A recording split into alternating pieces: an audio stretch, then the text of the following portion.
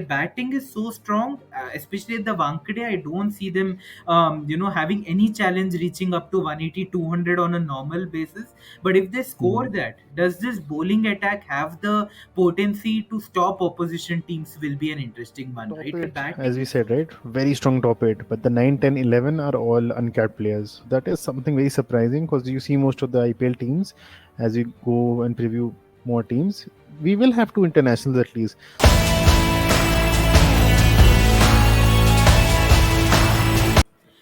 Hello, all, and welcome to our new YouTube video on the Third Man Musings. Previously, we had covered the IPL preview for my home team, Royal Challengers Bangalore, and today we'll be doing the preview for our second team, which is Mumbai Indians, which is now Sumit's new home team. So it will be an interesting conversation today. But before this particular preview video, hope you were able to watch our previous podcast on RCB. If you haven't watched it, please go and watch that, and then you can please share your comments, and we would love to hear your thoughts on that video. So now we'll move on to the MI video now. MI has been one of the most successful sides in the IPL's history. MI have won the trophy 5 times, but they did have an odd year last year. They finished last of the table with the wooden spoon, which is very unlike MI. So will this year be any different? And let's hear from Sumit on his home team. And Sumit, what are your expectations for MI this year after that lackluster campaign last year? So they basically, MI won the IPL 2 years back. So I think every second or third year they do win the IPL. So the omens are good. And one thing good about MI is the scouting network, how they discover young talent, nurture it, and that's how we got Hardik and Bumrah to start with. So they did something similar last year when they saw everything was lost, and they got the youngsters in, and they were losing left, right, center. Surya was also injured for majority of the season, which was a major setback. So that shouldn't be an issue this year. The major worry I see now is like the dream combination of Bumrah and Jofra was the expectation this year. Sadly, we won't get it this time as well because Bumrah is out. Last year, Jofra was out. So that is the one major point where I think Mumbai Indians can suffer because the bowling really looks weak on paper now. Suddenly with Bumrah out and no good Indian backups. But the batting is one of the strongest suits in the IPL. I mean, we'll go with the squad only. So you can see in the batsman Rohit Sharma, and he needs a big IPL. He has been one of the most underperforming players in the IPL across all the teams. And being an Indian captain and being an opener, his average is the worst, I believe, one of the worst averages in the IPL. So he really needs to pull up this season. Other than that, Devol Brevis is an investment they had, and he had a wonderful start. He had some magical innings, and in the CPL he had 100. So this guy's coming along very well. Rightfully called the new ABD. Tilak Ramana was a new find, and he was the only shining light in the last season. So this season, let's see if he has a season two syndrome like Venkia Iyer had, right? So Surya is going to be the game changer for me, and he's going to be the middle over enforcer. So if he is fit, I am confident Mumbai Indians will be winning a lot of matches while cheering, especially. So Kishan, we all know he's going to be the top keeper for them. A lot of investment. Tim David hopefully gets a better run. Last year he was dropped too soon, I believe. So that wasn't like a good strategy. And they had a Pollard issue because he's a legend. They could not drop him, and he was played despite no performances. So this year, Tim Pollard rightfully thought, okay, Pollard is playing in the PSL, by the way, performing very well. So Making runs there, right? So making runs, taking super catches. So he's playing for Rizwan's team. So poor guy has to bat really hard because Rizwan normally plays his dot ball game. So he went out. He's just the batting coach. I don't know what batting coach can Pollard be with his locks. I mean, it's like Vikram Rathore for India.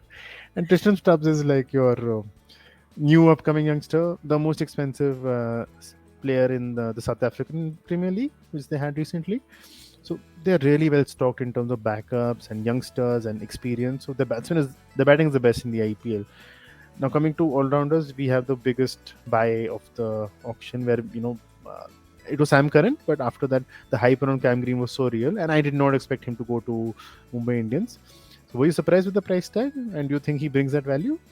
Actually, I think I wasn't as surprised because again, if you see his recent reputation, right, when Australia came to India around 3 4 months back, he is a very good player all round, right? Like, for example, he can be very destructive up front. I remember, I think he hit around 72 of 27 balls in one of the innings here against India, so that obviously gave him a lot of reputation, and he's a very handy bowler up front with the new ball as well, right, if required. And in India, even though from the point of view of the World Cup or even the IPL, uh, with most games being played in Wankhede for Mumbai Indians, you never know Green could get the ball swinging up front. So I think they betted big on him and they got him. So I think he if Mumbai need to have a very good season, then Cameron Green will be instrumental. And of course, Ramandeep, did well for them in bits and pieces last year. He's shown that potential, but how they translate this year into performance needs to be seen. Yuan Jansen is the brother of Marco Jansen. So people who Yeah, follow South scouted. African cricket, Marco Jansen is the shining star in South Africa cricket now with his left arm swing bowling as well as lower order hitting. And Jansen is also similar in terms of his style of playing cricket. So let's see if Yuan Jansen does get the opportunity for Mumbai this year. In terms of the bowlers, Jofra Archer is going to be big for them, right? Especially in the absence of Bumrah. They need a star bowler who can take wickets up front, and hopefully Jofra will do that for them. He's coming after an injury layoff, so that will be interesting. Berendorf was an interesting one. They traded him with RCB. Hmm. And basically, I think they were looking for a good left arm bowler because Mumbai traditionally have had Yeah. left arm pacers, over the last few years, whether it be Trent Bolt or Michelle McLennigan as well, right? So they preferred left arm pace. So Jason will be a good, buy for them. And then they're banking on spin in the form of the mystery spinner Kumar Karthike, Ritik Shaukin, and the veteran The Piyush veteran. Chawla as well. I'm not sure if he'll get a game because I don't know if he's played enough cricket recently, but that will be an interesting one. Sumit, what about the green-ons this time for Mumbai? You did mention about the scouting network and how they are Yes. able to harness this young talent. What do you think about the greenhorns this year? So I'm not as good as Mumbai Indian scouts, so I won't know all the greenhorns, but from whatever I've read and seen, so Arshad Khan is the new left arm quick they have discovered, and he should get a game now, especially with Bumrah out. So they might want to blood an Indian youngster and try to find a successor because Bumrah is going to struggle with a lot of injuries with that back, with his action, right? Shams Mulani, I've heard, is like a left arm spinner, useful lower order batter. So he might come in handy and he might rotate with Kumar Karthike or Ritik Shaukin if they want to play two spinners. And Arjun Tendulkar is the royalty. And the guy is smart enough to become a primarily a left arm pacer who can bat left handed as well. So he's fixing two problems for the Indian cricket because normally we don't have left hand batters and we don't have left arm bowlers. So he's trying to fix it by being primarily a bowler, not being a batsman, which is a smart move considering his dad. So he's been with the Mumbai Indians for 2 seasons now. So I think they might blood him in finally, and he might be ready. So they have some youngsters they can try out in case injuries happen to the primary players. Correct. So we can And move on. actually, I feel if Mm. they want to blood him in, this would be the ideal season because Mm. for his Ranji team, Goa, he did score a century and he's been bowling decently for them as well. So if they want to give him a launch pad, probably this is the year, right? Yeah. So yeah, we can go to the presentation mode. I think that's Yeah, one of the sure. things. Yeah. Yeah. So yeah. So coming to the playing 11, as I said, the batting is pretty epic, and your top seven batsmen are very good. Now it is all about who plays in what position. If you remember the golden season MI had, they had Surya at 3 and Kishan at 4. So I think I'm looking at something similar this year because you need to use Cameron Green and Brevis in the top 3 to maximize their potential. And with this being a long IPL, I think the pitches will get slower as we move along. So the middle overs are going to get tougher. So definitely, I'm not going to play Surya very high. I know the guy can make 100 and like 30 balls also on his day, but in the middle overs, having an enforcer who can handle the spinners, definitely Surya needs to play in the middle and just shepherd the other batsmen around, the inexperienced foreigners. So for me, you open with Green, let him get have a go. You all use his long levers, and Brevis at three. So you have a top three where Rohit for once does not need to be an enforcer, and he can take a little bit of time, and hopefully he'll come good then, and not have that pressure of being having to make the scoring it very fast so that others can settle in. So for me, the batting is pretty good. What do you think? Where do you think Tilak Verma fits in? Sorry for that, because he batted in the top order. Right. Now I don't see him batting high with the lineup we have. Right, I think because there is already enough power packed stars there, right? Every one of them, right from 1 to 5, you see, have the potential to go from ball one. So it will be interesting, but maybe they might use him as a floater, right? Depending upon the match situation. Maybe in certain games they might promote him to 3 or 4. That will be Mhm. interesting. But Early wicket. with this current lineup, I really don't see him coming high up the order. But you never know. I might have the Mm. tendency to spring up surprises. So that would be an interesting one. And the middle lower order will be interesting as well. I think Tim David did show that promise for MI last Mm. year. In fact, he was one of those few stars who really shone bright for MI last year, right, in their dismal campaign. So he looked to build upon his promise, and he'll have to play those finisher innings, right? Like, let's say if they need 50 of the last 5 overs, they'll bank on Tim David. Archer, as we discussed, has to come good with the new ball. That is an Mm. imperative. And Mumbai's weaker link here is the bowling. Yes. Their batting is so strong, especially at the Wankhede. I don't see them having any challenge reaching up to 180, 200 on a normal basis. But if they score Mm. that, does this bowling attack have the potency to stop opposition teams? Will be an interesting one, right? If especially if Definitely. the spinners are put under threat, we'll Mm. have to see how they react. What are your thoughts on the bowling, Sam?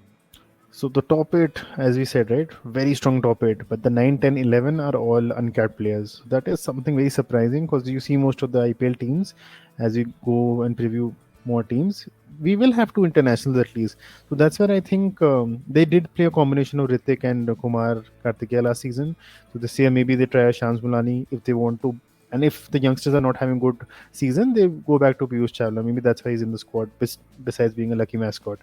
Arshad Khan, I think, gets a go because he was not fit last year, I think, and this year he should get a chance being a left armer.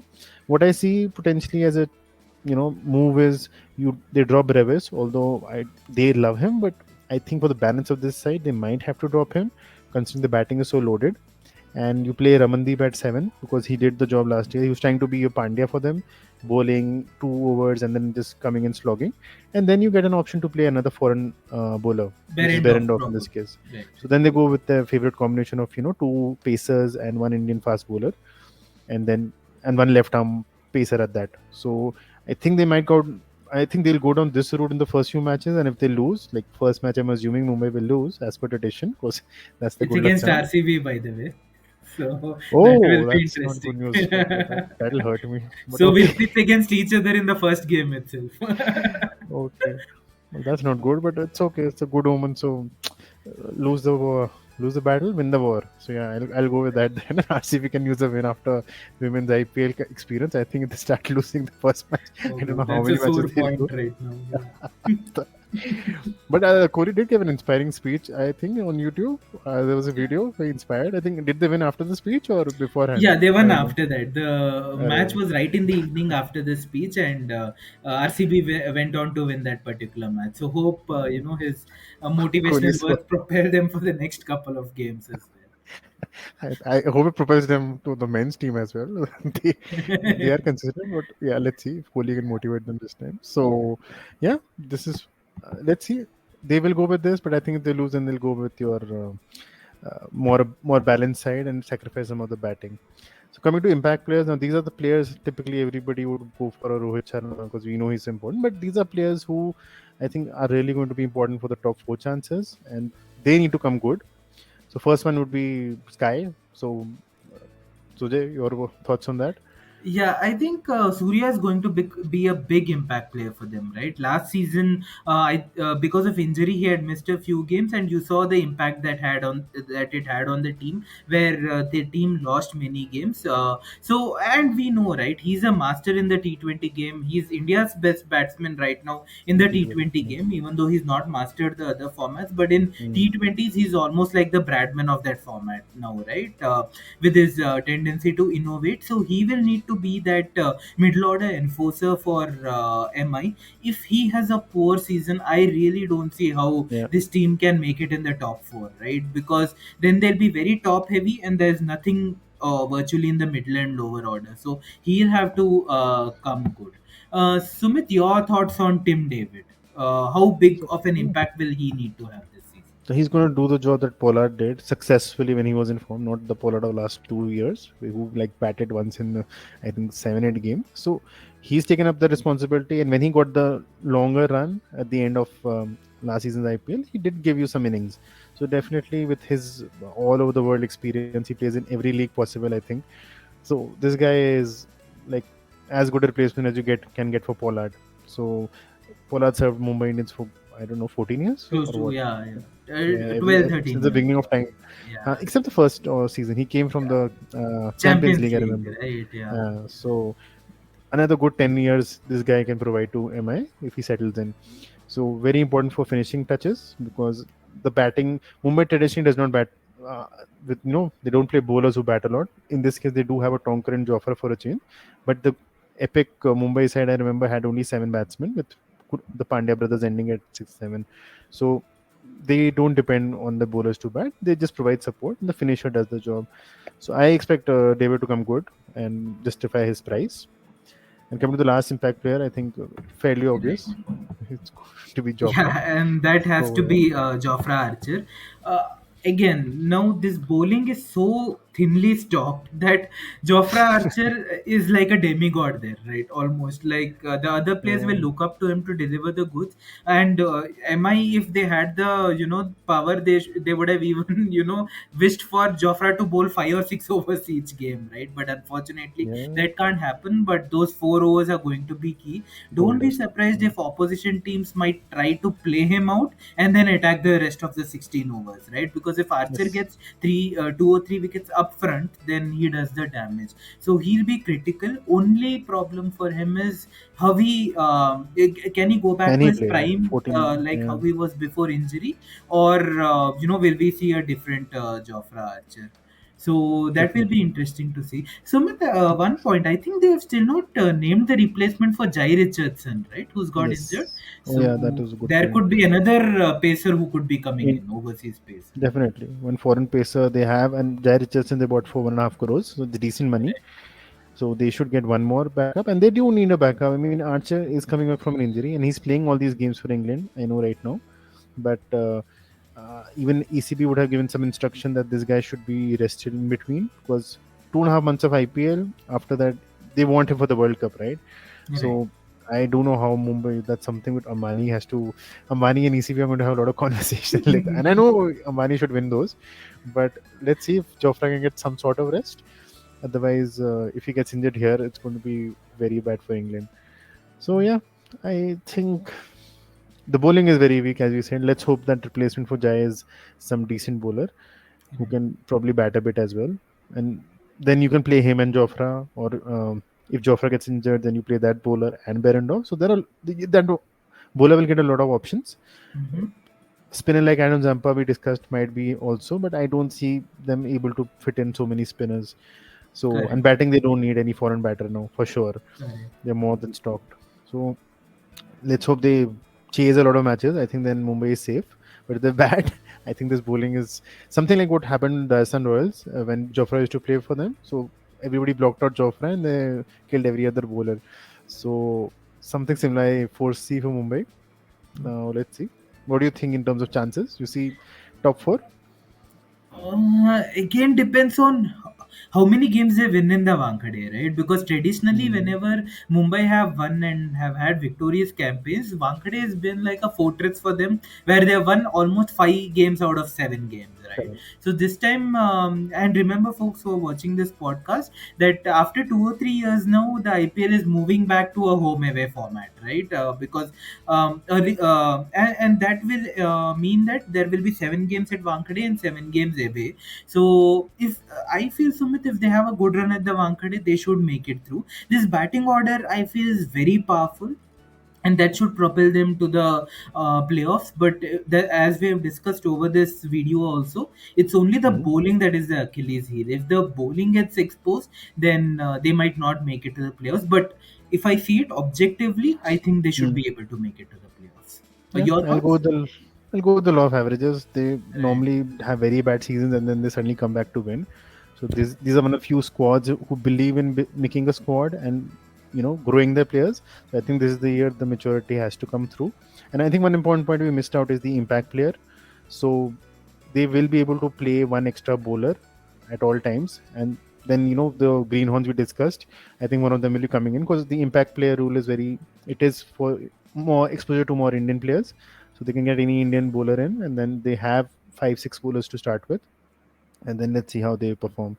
So I don't see them using impact players for batting. Honestly, it's more for Mhm. the bowling to Bowlers, yeah. cushion the bowling. So yeah, so that's pretty much it. Let's see. The first match should be exciting. It's at Wankhede or RCB home ground? Where is it? I think it's in Check that. Wankhede. I'll have to check it out again, but I Uh, remember it's in the very opening weekend, oh MI God. versus Okay. RCB. So that will be a blockbuster. We'll definitely review that. Okay. Yeah, yeah. So, Yeah. folks, that was a wrap from our end on this video. All you MI fans out there, last time when we had, previewed the site after the auction, there were a lot of comments coming in. So, we look forward to your comments this time as well, on what do you think MI's chances are this year. We'll be previewing the other 8 sites as well. So, do look forward to that, as we have many more interesting conversations going forward. So that's a wrap from our end. Don't forget to like, share, subscribe, and comment. We are a new YouTube channel, so all the love that we receive from you means a lot to us. So look forward to our next video. Till then, take care, bye bye, and have a good time. Bye bye. Bye bye.